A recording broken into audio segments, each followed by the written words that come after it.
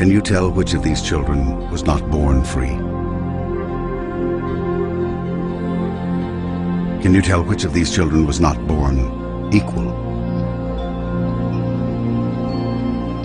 Can you tell which of these children does not deserve to be treated with dignity?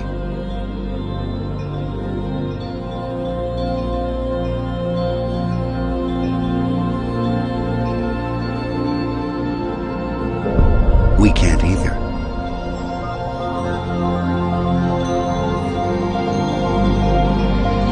Human right number one. We are all born free and equal.